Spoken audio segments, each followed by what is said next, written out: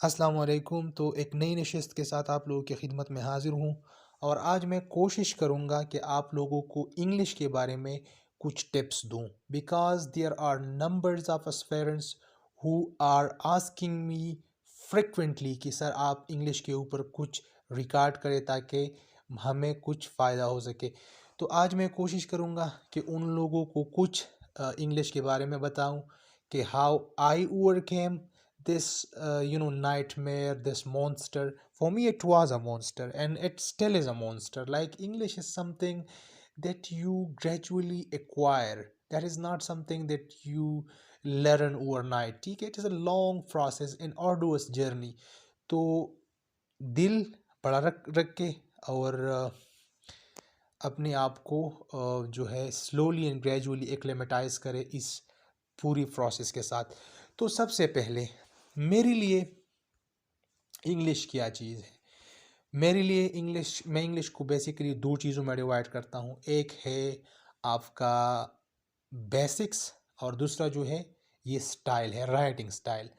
देखिए बेसिक्स में जो चीज़ें आती है, it is enhancing your vocabulary, learning new phrases and idioms, understanding grammar, improving your comprehension, identifying common errors, working on translation skills, understanding analogies, getting grip on punctuation, learning how tenses are structured and how they are used, knowing about sentence structures, and yes, all, and there are a lot more. ठीक है, अब आते हैं writing के ऊपर, style के ऊपर।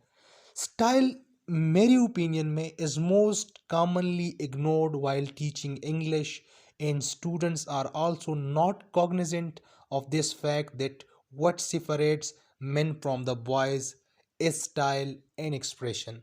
और ये मैं आपको साबित भी करता हूँ।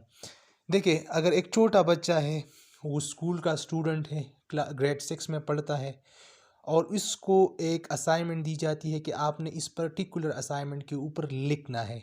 तो देखिए इसकी लिखाई कैसी होगी? उसकी लिखाई कुछ यूँ होगी कि उसको अगर बताया जाए कि आपकी मॉर्निंग रूटीन जो भी है आपने इसके ऊपर लिखना है, तो उसकी लिखाई कुछ यूँ होगी, I got up at 7 this morning, full stop.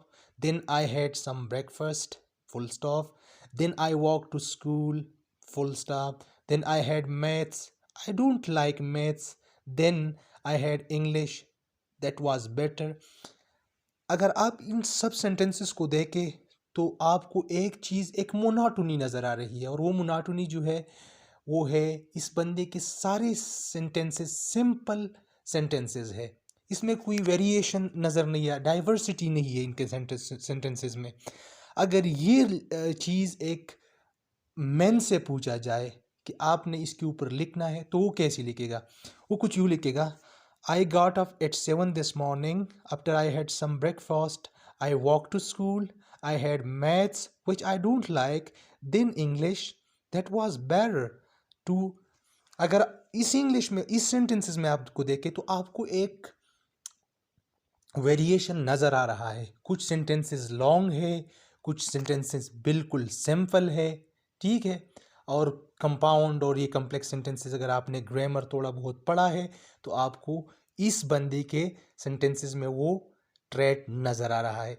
तो that was what I mean in the earlier, I earlier mentioned कि ये स्टाइल जो है it differentiates man from boys, ठीक है।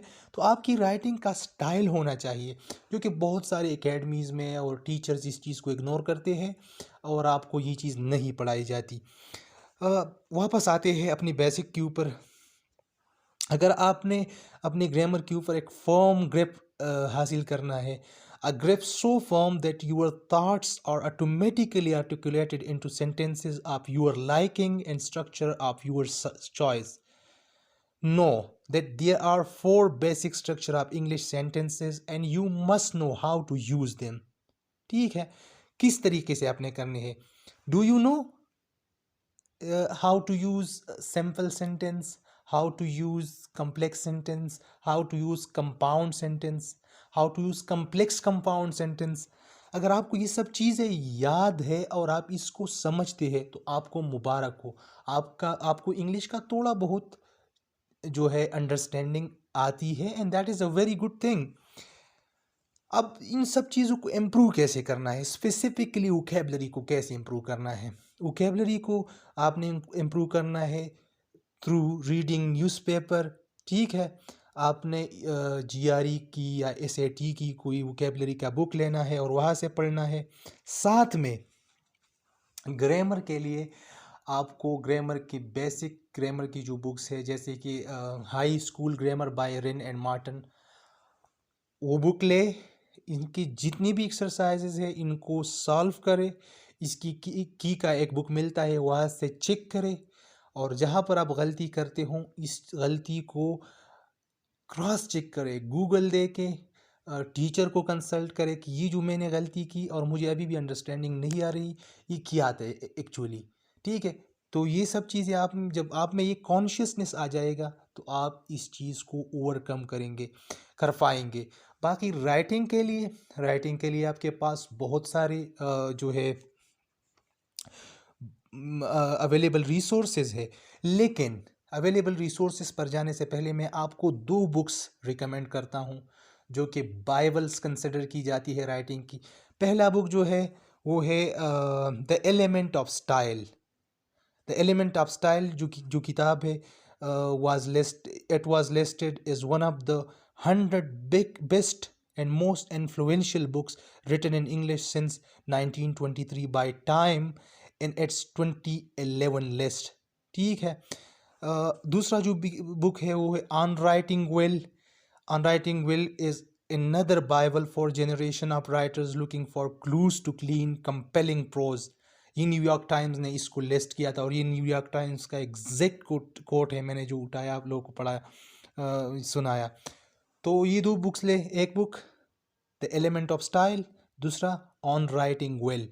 बाकी न्यूज़पेपर से भी आर्टिकल पढ़ने हैं, साथ में फिक्शन नॉन फिक्शन से भी पढ़ने हैं। फिक्शन के ऊपर मैंने पूरी एक वीडियो बनाई थी जिसका लिंक मैं अभी डिस्क्रिप्शन में डालता हूँ, और वही वीडियो में मैंने आपको बताया कि फ़िक्शन राइटिंग जो है आपकी राइटिंग स्किल को इन्हांस करता है। रीज़न ये होता है कि फ़िक्शन में आपको एक ट्रू एसेंस मिलता है राइटिंग का, और नॉन फिक्शन के मुकाबले में। तो उस वीडियो को भी ज़रूर देखिएगा। बाकी ये चंद टिप्स थी, और बाकी जो चीज़ें आपने इम्प्रूव करनी है वो अपने डेंट पर करनी है। इंग्लिश को के न्यूज़पेपर को रीड करने के बाद आपने जाना है, एक पेज वाइट पेज उठाना है और उस पर वापस जो चीज़ें आप पढ़ते हो उसको वापस रीफ्रेश करना है, ठीक है? इसी तरीके से आपके आर्टिकुलेशन एंड आपका writing style well enhance over the period of time. तो ये चंद टिप्स थी आप लोगों को देना था। Hopefully it will help you a lot. और नेक्स्ट वीडियो तक अपना बहुत सारा ख्याल रखिएगा। अल्लाह हाफिज़।